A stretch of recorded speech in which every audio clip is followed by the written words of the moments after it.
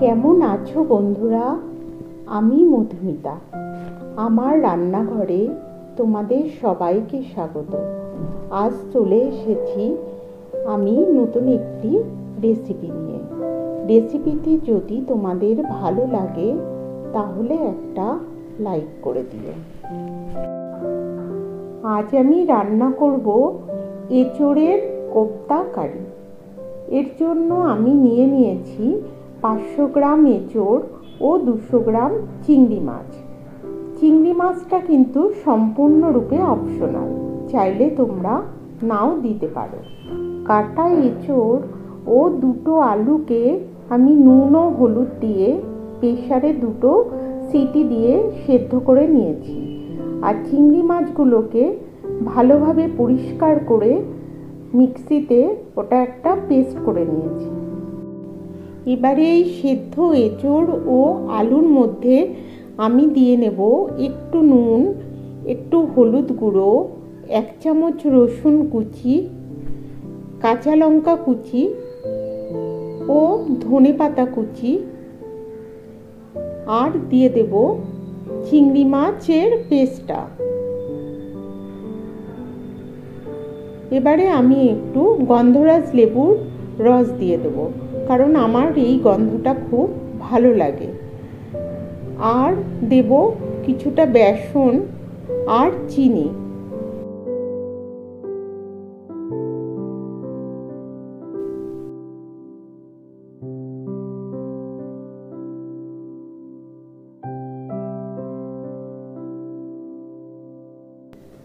আমি এখানে ছোট কাপের 1 কাপ বেসন নিয়ে নিয়েছি। আর এঁচোড় সেদ্ধ করার পর যে জলটা, সেটা কিন্তু আমি ফেলিনি, আমি ওটা দিয়েই এই রান্নাটা করব। মাখাটা ভালোভাবে হয়ে গেলে কোপ্তা তৈরি করার আগে আমি হাতে ভালোভাবে তেল মাখিয়ে নেব, যাতে কোপ্তা তৈরি করতে গিয়ে হাতে না মিশ্রণটা লেগে যায়। এবারে আমি কোপ্তাগুলোকে তৈরি করে নেব। পুরো রান্নাটা আমি সর্ষের তেলে করব। এই কোপ্তাগুলো যখন তোমরা ভাজবে তখন তেলটা গরম করবে, কিন্তু তেলটা যেন খুব গরম না হয়ে যায়। তাহলে যখন কোপ্তাগুলো তেলের মধ্যে দেবে তখন ওটা সাথে সাথে পুড়ে যাবে। আর কোপ্তাগুলোকে যখন ভাজবে তখন এটাকে লো ফ্লেমে ভাজতে হবে।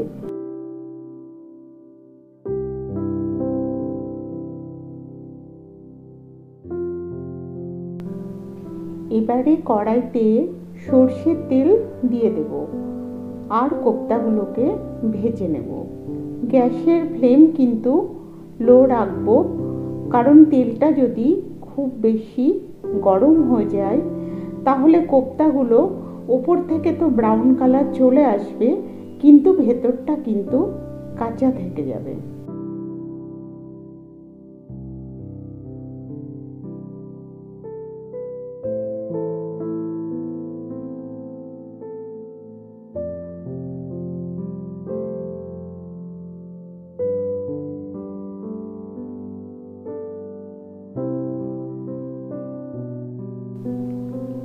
কোপ্তাতে সুন্দর ব্রাউন কালার চলে এসেছে।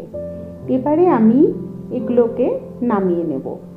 এই ভাজা কোপ্তাগুলো কিন্তু খেতে খুব ভালো লাগে। এগুলোকে চায়ের সাথে ধনেপাতার চাটনি বা টমেটো সস দিয়ে শুধু শুধু খেতে পারেন।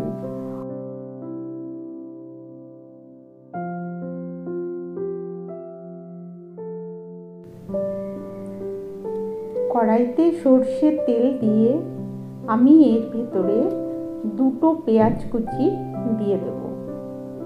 তোমরা পেঁয়াজ বাটা দেবে, কারণ পেঁয়াজ বাটা দিলে গ্রেভিটা আরও ভালো হবে। আমার মিক্সিটা এখন খারাপ হয়ে গেল, তাই আমি পেঁয়াজ কুচি দিচ্ছি। পেঁয়াজটা যখন ভাজতে ভাজতে হালকা ব্রাউন কালার হয়ে যাবে তখন আমি এর ভেতরে দিয়ে দেব আদা রসুন বাটা। এবং এটাকে কষতে থাকবো।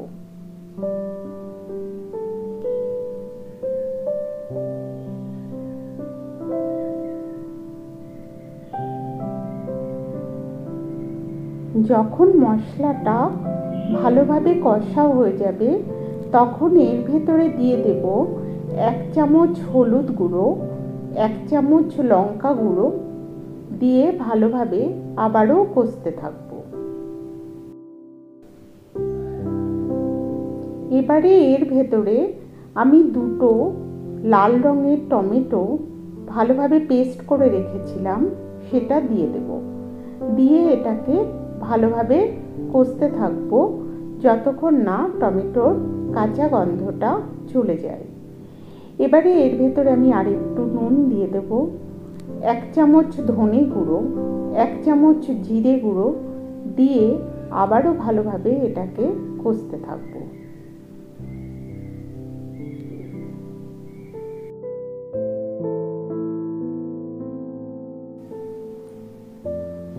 এবারে আমি এর ভেতরে 4 থেকে 5টা কাঁচা লঙ্কা কুচি ও 1 চামচ চিনি দিয়ে তার ভেতরে 2 চামচ টক দই দিয়ে মশলাটাকে ভালোভাবে কষতে থাকবো।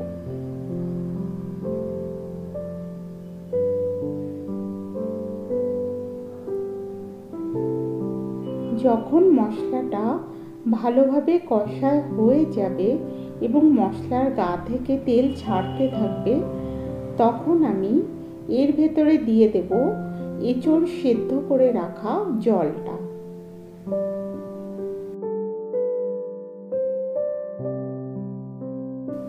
ঝোলটা যখন ফুটে উঠবে তখন আমি এর ভেতরে এঁচোড়ের কোপ্তাগুলোকে দিয়ে দেব।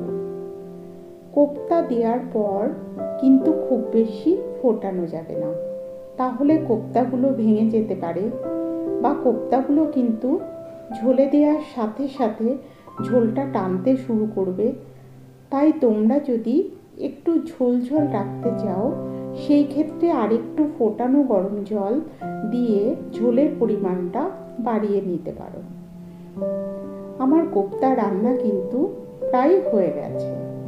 এবারে আমি এর ভেতরে 1 চামচ বাটা গরম মশলা ও 1 চামচ ঘি দিয়ে রান্নাটা নামিয়ে নেব।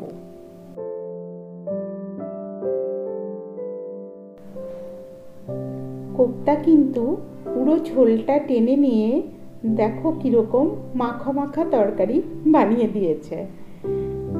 আজ আমি এখানেই শেষ করছি। আবার চলে আসব নতুন কোনো একটি রেসিপি নিয়ে।